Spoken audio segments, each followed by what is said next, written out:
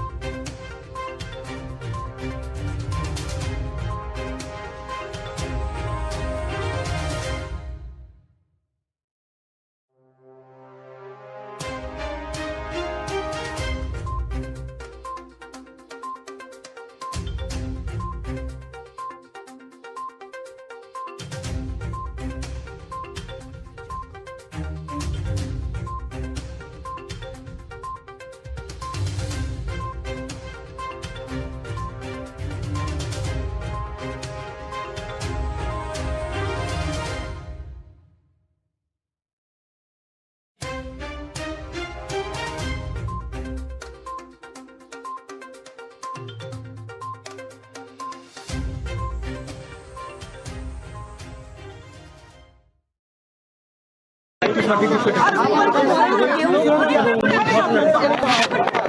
ভাই আমরা যাই ওকে যাই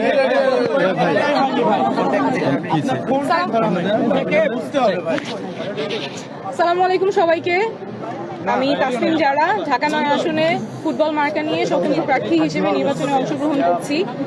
আপনারা অনেকক্ষণ ধরে অপেক্ষা করেছেন, সেজন্য ধন্যবাদ। কিন্তু আসলে বেশ কিছু জটিলতার মধ্যে আমাদের যেতে হচ্ছে। বিভিন্ন কেন্দ্র থেকে নানা অজুহাতে আমাদের পোলিং এজেন্টদেরকে ঢুকতে দেওয়া হচ্ছে না বা বের করে দেওয়া হচ্ছে, এবং বানোয়াট কিছু নিয়ম বানিয়ে এই অজুহাতগুলো দেখানো হচ্ছে।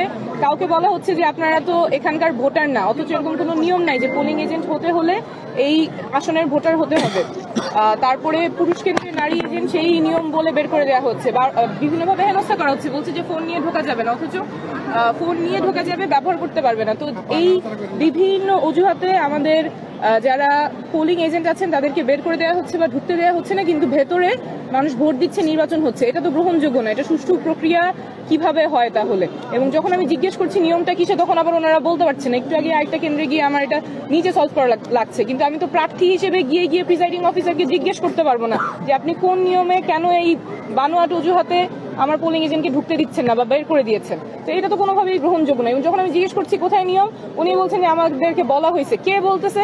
ওনার ওইটা নামও উনি বলছেন না। তো এটা তো গ্রহণযোগ্য হতে পারে না কোনোভাবে। আমরা চাইবো যে সুষ্ঠুভাবে নির্বাচন হবে, এবং এই যে বিভিন্ন অজুহাতে আমাদের পোলিং এজেন্টদের ঢুকতে দেওয়া হচ্ছে না, বের করে দেওয়া হচ্ছে, এটা কোনোভাবেই গ্রহণযোগ্য না। আমরা অনেকগুলি কেন্দ্র থেকে এরকম খবর পাচ্ছি, অনেকগুলি কেন্দ্র থেকে। কোনো অভিযোগ আছে? সুনির্দিষ্টই তো বললাম। আপনি যেসব কেন্দ্রে গেছেন সেসব কেন্দ্রে কোনো সমস্যা দেখছেন? কেন্দ্র কয়টা আপনারা জানেন? তো আমাদের অনেকগুলো কেন্দ্র থেকেই রিপোর্ট আসতেছে পোলিং এজেন্ট ঢুকতে পারতেছে না বা বের করে দেওয়া হচ্ছে। এটা কোনোভাবেই গ্রহণ